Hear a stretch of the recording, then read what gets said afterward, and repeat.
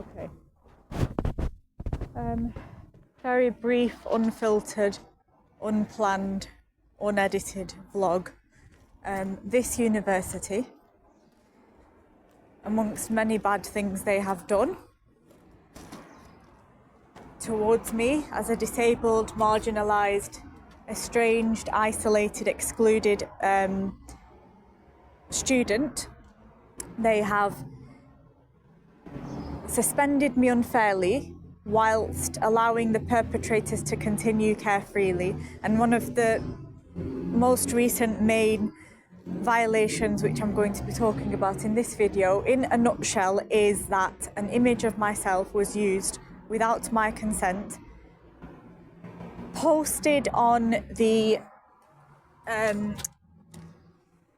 display board that was in that building there, and online, and in an art show which I had absolutely no idea about.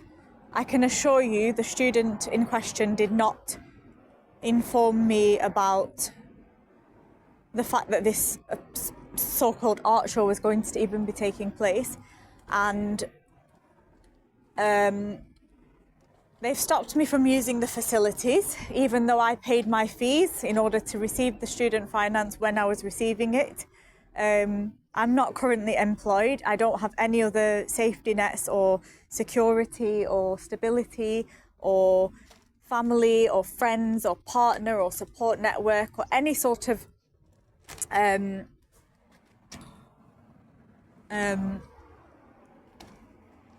help of any kind. I'm not saying this because I want help, but it's more the fact that I need help as somebody who isn't yet self-sufficient. I'm trying my best not to get upset or cry, especially being stood here in this building where I initially saw the image of me.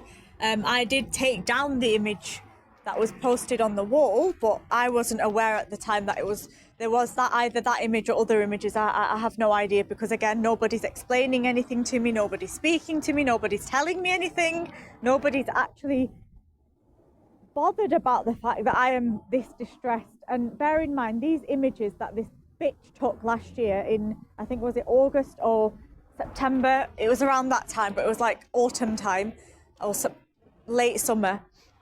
And all I can say at this moment in time is I don't know what possessed me, but she coerced me. I've just seen a security car going there. They better not give me any problems. That's all I'm going to say. I'm going to hide here. But basically, yes, she took a lot of photos under the guise of being a friend. She said she was going to support me in terms of raising awareness of prurigo nodularis or nodular prurigo or PN. She said that she was she wouldn't do anything I'm not comfortable with. She was actually very nice up until she took the photos, after which she literally just sort of treated me as some sort of discarded piece of nothing. And she made comments such as, all your people look the same to me. Bear in mind, this is a Nigerian woman who obviously now lives and studies and works and has a family and everything here. And she's a master's visual journalism and storytelling student, and she also seems to have like a career back in she also has a career in Nigeria, apparently. But I read on one of her articles that she actually had an issue with the police back in her home country, which was obviously very concerning. And the weirdest thing was, I literally read, put it this way, I was already very concerned about what this woman had done to me, but I couldn't bring myself to tell anybody, because I knew that it was one of the stupidest things, if not the stupidest thing I've ever done, which is to trust essentially a total stranger to photograph a half-naked self. Obviously, you know, to be honest, I'm going to justify one thing here. The desperation of wanting to be listened to about the daily suffering of my skin condition, as somebody who hasn't been effectively supported by dermatology, who hasn't been effectively supported by... See, even when I see students go into that library, I feel so jealous. Oh no, she's not going in the library. But anyway, I used to use that library a lot. I'm not going to lie. As somebody who doesn't have many friends or, you know, a life, it kind of, not only for the study and the job search, but it was just somewhere to go. I know that sounds really sad and pathetic, especially for a 28-year-old adult. And even though I was getting bullied in the library by the security guards and the students and the staff there, I still liked being able to use the pod and just, you know,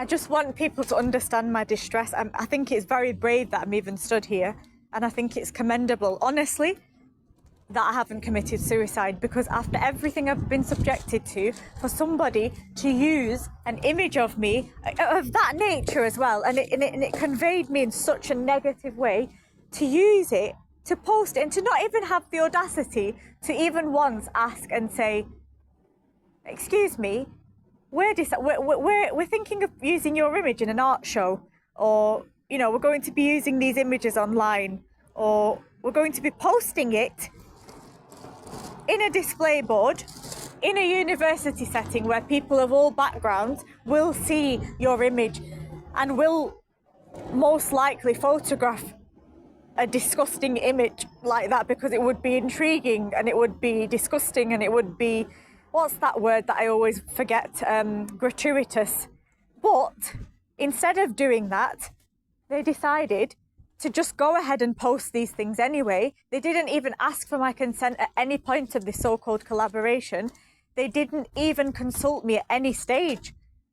And even after I've I mean, I couldn't even hide my distress, to be honest with you.